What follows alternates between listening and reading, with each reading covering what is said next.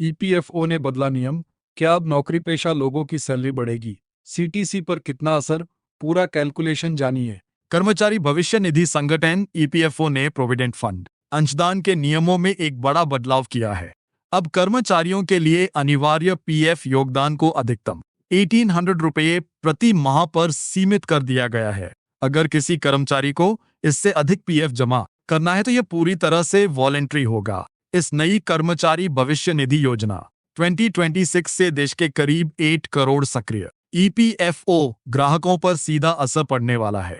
आइए जानते हैं कि इस नए नियम का आपकी टेक होम सैलरी, पीएफ कटौती और सीटीसी पर क्या असर पड़ेगा। क्या है नया नियम और कैसे तय हुई 1800 रुपये की सीमा? नए नियम के मुताबिक अब कर्मचारियों को 5000 रुपये प्रति माह की वैधानिक वेतन सीमा तक ही अपने वेतन का 12% योगदान देना अनिवार्य होगा। इसके बाद अब पीएफ का गणित कुछ ऐसा बन रहा है, यानी 15,000 रुपये अधिकतम वैधानिक वेतन सीमा का 12% करें तो ये 1800 रुपये प्रति माह आता है। इस कैलकुलेशन के तहत अब देश के किसी भी नौकरी पेशा कर्मचारी के वेतन से अनिवार्य पीएफ कटौती हर महीने अधिकतम 1800 रुपये ही होगी, चाहे उसकी कुल कमाई कितनी भी क्यों न हो। समझिए आपकी सैलरी पर इसका क्या असर होगा।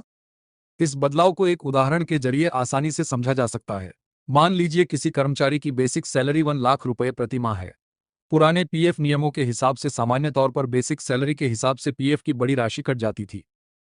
नए नियम के तहत अब बेसिक सैलरी 1 लाख रुपए होने पर भी अनिवार्य पीएफ कटौती सिर्फ 1800 रुपए ही रहेगी। कंपनी को भी इस योजना के तहत अनिवार्य रूप से कर्मचारी के इस योगदान से मेल खाता हुआ सिर्फ 1800 रुपए का ही अनिवार्य अंशदान करना होगा। इस नियम के लागू होने से उन कर्मचारियों की टेक होम सैलरी बढ़ जाएगी जो अपनी पूरी बेसिक सैलरी पर पीएफ नहीं कटवाना चाहते हैं, क्योंकि उनके वेतन से पीएफ के नाम पर होने वाली अनिवार्य कटौती अब घट जाएगी। ज्यादा पीएफ बचाने वालों के लिए स्वैच्छिक योगदान का विकल्प। जो कर्मचारी रिटायरमेंट के लिए अपनी तरफ से अधिक बचत करना चाहते हैं, उनके लिए रास्ते बंद नहीं हुए हैं। वे वैधानिक सीमा से अधिक अपनी मर्जी से योगदान कर सकते हैं। नए नियमों के मुताबिक कोई भी कर्मचारी 15,000 रुपए की वेतन सीमा से अधिक वाले वेतन पर भी वैधानिक दर से योगदान करने का विकल्प चुन सकता है। नियम में यह साफ कर दिया गया है कि कंपनियां कर्मचारियों द्वारा किए जाने वाले इस अतिरिक्त स्वैच्छिक योगदान के बराबर का हिस्सा डालने के लिए बाध्य नहीं है। कंपनियां अपनी मर्जी से ऐसा करने का फैसला ले सकती हैं। नए नियमों में यह भी व्यवस्था दी गई है कि कर्मचारी और नियोक्ता दोनों ही इस तरह के अतिरिक्त स्वैच्छिक योगदान को किसी भी समय कम कर सकते हैं या पूरी तरह से बंद भी कर सकते हैं। 8 करोड़ कर्मचारियों पर पड़ेगा सीधा असर।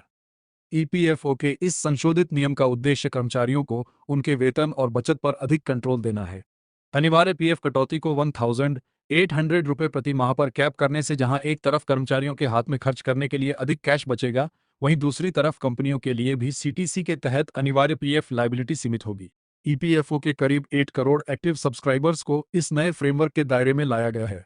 नोट: यदि भविष्य में ईपीएफओ द्वारा नियमों में कोई संशोधन या नई अधिसूचना जारी की जाती है तो नवीनतम आधिकारिक जानकारी ही मान्य होगी। दोस्तों, यदि आपको यह वीडियो अच्छी लगी हो, कृपया वीडियो को लाइक करें, और अगर आप हमारे चैनल पर पहली बार आए हैं तो ऐसे ही महत्वपूर्ण अपडेट्स पाने के लिए चैनल को सब्सक्राइब करना ना भूलें। धन्यवाद।